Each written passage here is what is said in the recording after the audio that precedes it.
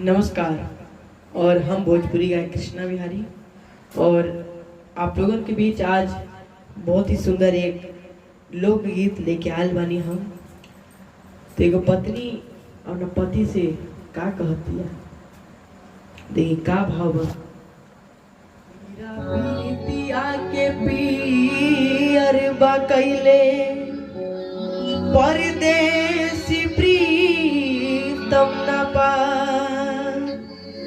पल पल पहाड़ नियन लागी समैया, जियरा रहे लाए पिया तोहरा बिना हमर जिंदगी उदास। बसंती बयार बहल सारा सो फुलाई, बसंती बयार बहल सारा सो फुलाई।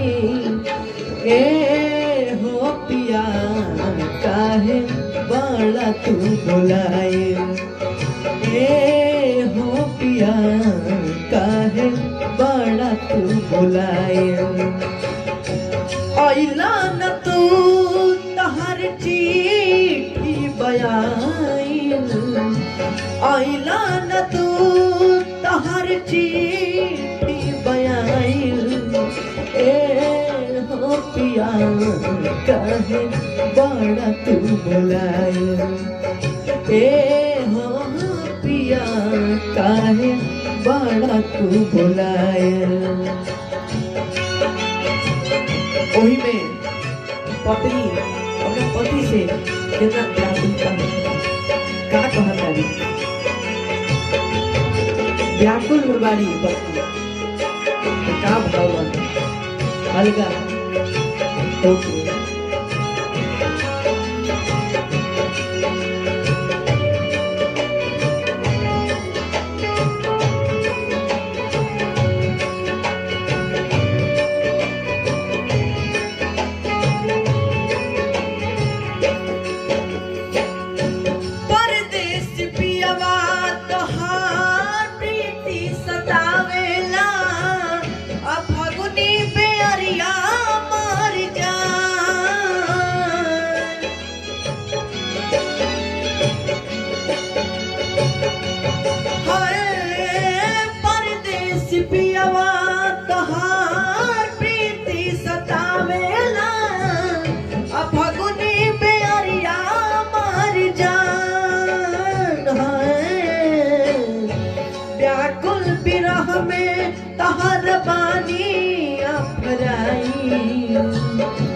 व्याकुल बिरह में तहर बहनी अपराई।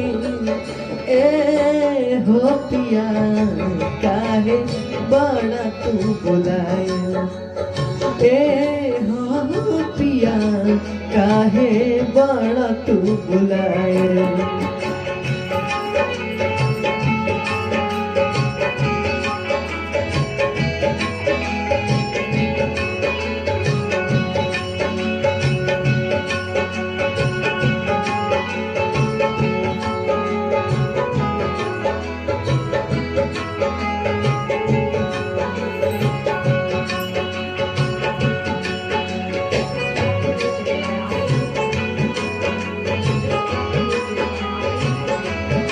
गीत के लास्ट अंतरा में पत्नी अपना भाव प्रकट करता है, का कहता है गीत के।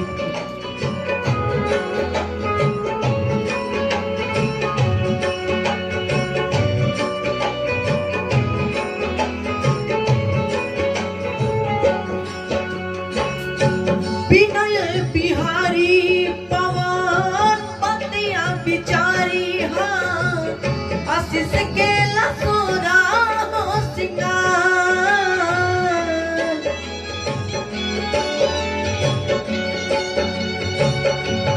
हाय विनय बिहारी पवन पतिया बिचारी आशीष के लसोरा हो सिंगार। हाय